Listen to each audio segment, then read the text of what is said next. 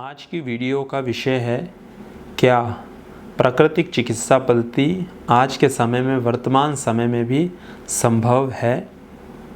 पहले इस प्रश्न को थोड़ा सा और अच्छे से विकसित कर देते हैं। जब कोई भी चिकित्सा पद्धति नहीं थी आज से सैकड़ों या हज़ारों साल पहले, तो रोगियों की चिकित्सा केवल प्राकृतिक संसाधनों से या प्राकृतिक चिकित्सा पद्धति से ही की जाती थी।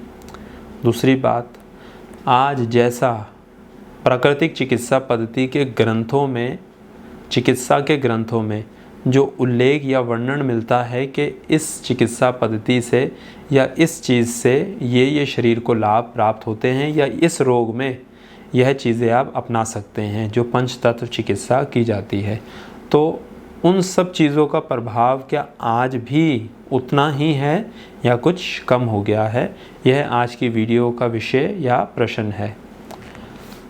तो कुछ बातों को पहले समझना होगा। सबसे पहली बात तो ये कि हमने प्रकृति को इतना दूषित कर दिया है कि पंच तत्वों से जो चिकित्सा की जाती है, वायु, आकाश, पृथ्वी, जल और अग्नि से, लगभग ये सभी तत्व इस प्रकार से दूषित हो चुके हैं या इनकी इतनी दुर्गति हो चुकी है कि यह अपने गुणों को काफ़ी हद तक नष्ट कर चुके हैं या हमने अपनी गलतियों के माध्यम से उनको नष्ट कर दिया है। दूसरी बात, शरीर के अंदर इतने केमिकल्स, जहरीली दवाएं जाकर शरीर इस प्रकार से अंदर से कठोर बन गया है कि प्राकृतिक चिकित्सा पद्धति के कोमल विधियों का प्रभाव हमारे शरीर पर कम पड़ने को दिखता है। अब जितना प्रभाव प्राकृतिक चिकित्सा पद्धति का हमारे शरीर पर दिखना चाहिए उतना वर्तमान समय में नहीं दिख पा रहा और नहीं दिख सकता, इस बात में भी कोई संदेह या संशय नहीं है। परंतु इसका अर्थ ये नहीं है कि हम प्राकृतिक चिकित्सा पद्धति की शरण में न जाएं। बहुत हद तक आज भी प्राकृतिक चिकित्सा पद्धति हमारी सहायता करने के लिए, हमें स्वास्थ्य प्रदान करने के लिए और रोगी की चिकित्सा करने के लिए सदा ही प्रकृति तो तत्पर है, परंतु हमें थोड़ा जागरूक होने की आवश्यकता है। अब पहले इन दोनों कारणों को अच्छे से एक बार समझ लेते हैं। प्राकृतिक चिकित्सा पद्धति में पंच तत्वों से चिकित्सा की जाती है, वायु, आकाश, पृथ्वी, जल और अग्नि। अब यदि आकाश चिकित्सा की जाए, जिस प्रकार से उपवास आकाश चिकित्सा का अंग है, अगला जो इसमें चिकित्सा की जाती है वह की जाती है वायु तत्व से। अब यदि आपको किसी को वायु तत्व से चिकित्सा देनी है तो हम उसको कहेंगे कि प्राणायाम का अभ्यास करें, अर्थ लंबे सांस भरें, फेफड़ों में ज़्यादा से ज़्यादा वायु को भरें। परंतु भारत देश के कुछ प्रदेशों को छोड़कर अधिकांश स्थानों की वायु इतनी ज़्यादा दूषित है कि यदि वायु चिकित्सा की जाए और लंबे सांस भरे जाएं तो इसका अर्थ ये होगा कि अब ज़्यादा मात्रा में दूषित वायु को हमने अपने फेफड़ों में भरना शुरू कर दिया है, जो कहीं ना कहीं हमें हानि भी पहुंचा सकता है। अगली तत्व से यदि हम चिकित्सा करें, जल तत्व से, जल चिकित्सा, क्योंकि प्राकृतिक चिकित्सा पद्धति में और आयुर्वेद के ग्रंथों में भी जल को परम औषधि कह के परिभाषित किया गया है कि जल के अंदर बहुत सारे ऐसे पोषक तत्व हैं जो हमें स्वास्थ्य प्रदान करते या कराते हैं। अब जल इतना ज़्यादा दूषित हो गया है कि उसकी सफाई करने के लिए और उसको पीने योग्य बनाने के लिए उसको कई सारे केमिकल्स, दवाइयों के संपर्क में पहले लेके आया जाता है।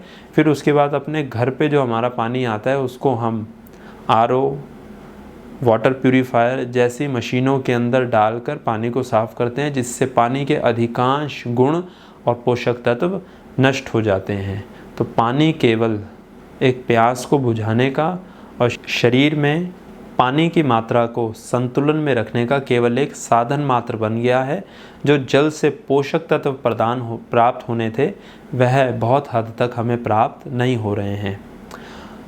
अगला, यदि भूमि तत्व से, पृथ्वी तत्व से चिकित्सा की जाए तो इसमें मिट्टी के माध्यम से चिकित्सा की जाती है, परंतु कई सारे केमिकल्स डालकर मिट्टी की वह गति हो गई है कि उसके अधिकांश गुण समाप्त लगभग हो गए हैं।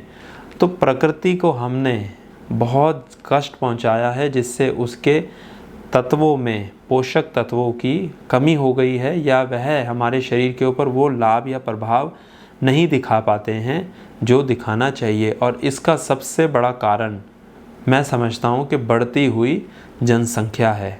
इसके ऊपर अलग से वीडियो बनाकर बहुत ही विस्तार से हम चर्चा करेंगे कि बढ़ती हुई जनसंख्या और हमारे बिगड़ते हुए स्वास्थ्य का, दोनों का आपस में क्या संबंध है। अब दूसरी बात, विभिन्न प्रकार की उत्तेजनाजनक दवाइयाँ खाकर हमारे शरीर के अंदर इतना ज़्यादा जहर जा चुका है कि प्राकृतिक चिकित्सा पद्धति के जो कोमल साधन हैं, सरल विधियां हैं, वह हमारे शरीर के ऊपर अपना प्रभाव इतनी आसानी से नहीं दिखा पा रही हैं। क्योंकि प्राकृतिक चिकित्सा पद्धति में जो चिकित्सा दी जाती है वह एक प्रकार से बिल्कुल कोमल, शांत और सरल स्वभाव की चिकित्साएं हैं, और हमारा शरीर विभिन्न प्रकार के केमिकल्स, दवाइयाँ खाने का आदी होकर कठोर हो गया है, और कठोर शरीर के ऊपर उन कोमल विधियों का प्रभाव इतनी आसानी से और इतनी जल्दी देखने को नहीं मिल पाता है, क्योंकि शरीर अब उसका आदी हो गया है। इसी प्रकार से हमारे शरीर में जल, भोजन, हवा के माध्यम से इतना ज़्यादा जहर भी जा चुका है और शरीर उसका भी आदी हो गया है, जिससे प्राकृतिक चिकित्सा पद्धति शरीर के ऊपर काम करना कम करती जा रही है। तो यह विशेष रूप से दो कारण थे जिनका संबंध यह है कि जो यह हमारे शरीर के ऊपर प्राकृतिक चिकित्सा पद्धति का प्रभाव इतनी जल्दी नहीं आने देते। तीसरी बात, प्राकृतिक उपचार के लिए आपके पास कुछ पात्रताएं होनी चाहिए। पात्रता अर्थ आपके पास समय होना चाहिए, धैर्य होना चाहिए और सहनशीलता होनी चाहिए। और आज इन तीनों की ही कमी है, क्योंकि प्राकृतिक चिकित्सा पद्धति में समय लगता है, तो आपके पास समय होना चाहिए, धैर्य होना चाहिए कि आप धीरज बनाए रखें, क्योंकि प्राकृतिक चिकित्सा पद्धति के माध्यम से चिकित्सा कराने से आपको समय देना पड़ेगा। अन्य चिकित्सा पद्धति की तरह नहीं कि आपके यदि सिर में दर्द है या शरीर में दर्द है तो एक गोली खा के तत्काल असर दिख जाए और आप अपने काम पे जा सकें। आपको पूरा समय देना पड़ेगा और धैर्य भी बना के रखना पड़ेगा, और सहनशीलता भी होनी चाहिए, क्योंकि जो प्राकृतिक चिकित्सा पद्धति के जो 10 सिद्धांत थे, उसमें से एक सिद्धांत में हमने चर्चा की थी उभाड़ चिकित्सा की, कि जब चिकित्सा कराते हैं तो कई बार पुराने रोग जो अंदर दबे होते हैं वह बाहर निकलने शुरू हो जाते हैं। तो उस समय आपको घबराना नहीं है और इस चिकित्सा पद्धति को छोड़कर भागना नहीं है। आपके अंदर सहनशीलता होनी चाहिए, जिससे उसको आप झेल सकें, सहन कर सकें। तो यह कुछ पात्रताएं भी आपके पास होनी चाहिए।